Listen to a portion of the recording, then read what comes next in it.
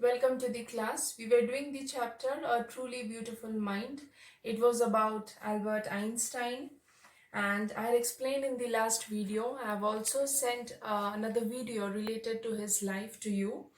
So it was all about the way he grew up, how his parent used to think that there was some flaw in him because his brain was oversized and he had speaking problem in the early years of his life, but gradually we saw that how he was excelling in his studies in his school days also.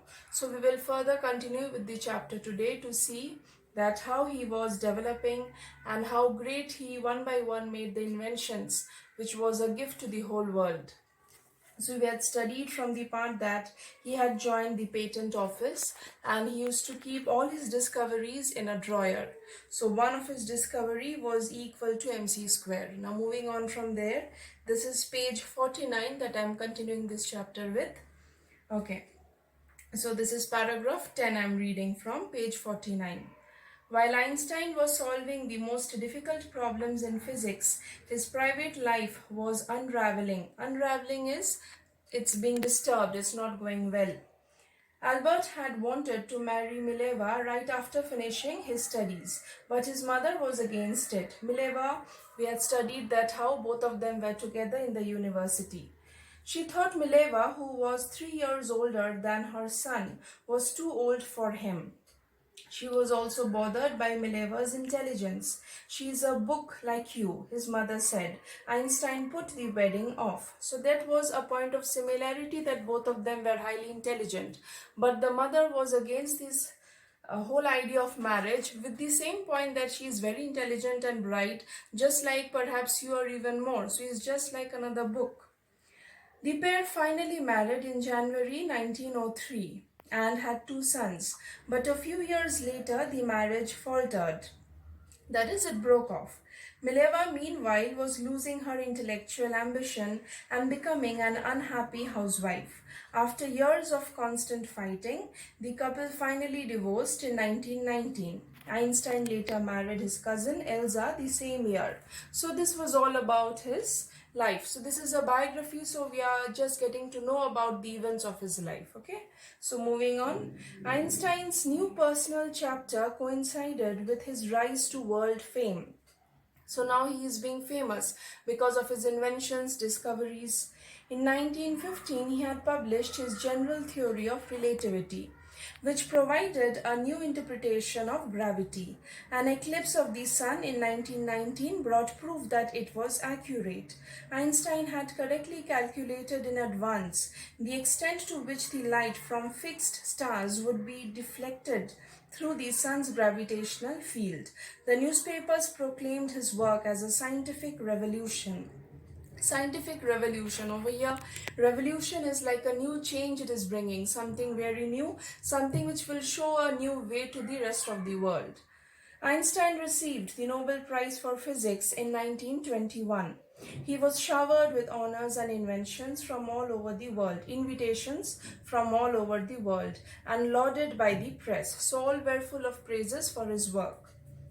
When the Nazis came to power in Germany in 1933, Einstein immigrated to US. Immigrated here means he went away, he fled to US. 5 years later, the discovery of nuclear fission in Berlin had American physicists in an uproar. Many of them had fled from fascism just as Einstein had, and now they were afraid that Nazis could build and use an atomic bomb. So now we see gradually the time is coming for the Second World War. There is lots of confusion going on all over the world in all the countries. So it's the rule of the Nazis and the fascists, and how the people are being truly disturbed with this order. So finally what happens? At the urging of a colleague, Einstein wrote a letter to the American President Franklin D. Roosevelt, 2nd August 1939. In which he warned a single bomb of this type exploded in a port might very well destroy the whole port together with some of the surrounding territory. So he very well knew the effect, and that is why earlier only he had warned. His words did not failed to have an effect. The Americans developed the atomic bomb in a secret project of their own and dropped it on Japanese cities of Hiroshima and Nagasaki in August 1945. So that was during the Second World War. A very tragic incident. You must be knowing about it, read about it in history. So it all happened, but somewhere it was without much of the consent of Einstein, that his theory was used over here, and he was very much disturbed because of this. Einstein was deeply shaken by the extent of the destruction. Being a scientist, being a physicist, he wanted his knowledge, his inventions to be used for something positive, right? For the development of mankind and not the destruction. So when this really happened with his theory, he was deeply shaken, he was disturbed. He did not wanted that this sort of a destruction, and the root cause of it was somewhere him. He did not want that to happen. This time he wrote a public missive to the UN. Missive is an official long letter. In it, he proposed the formation of a world government. Unlike the letter to Roosevelt, this one made no impact. So though he wrote the letter, no one much bothered about that.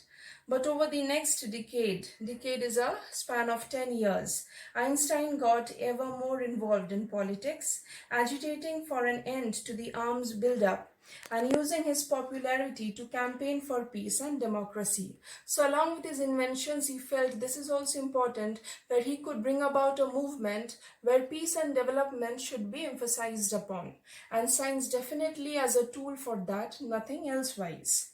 When Einstein died in 1955 at the age of 76, he was celebrated as a visionary. A visionary is one who can foresee the future. Why? Because all his inventions, scientific discoveries was for the future, right? For the development of whole mankind. And it is always for the future to go on happening, not to stop at any point. And world citizen as much as a scientific genius. So that he was a genius for everyone to be celebrated always, and indebted for all his inventions. So the chapter ends here. Hope you have understood. Go through the video, and question answers will be sent to you, which you can write in your classwork copies. So thank you.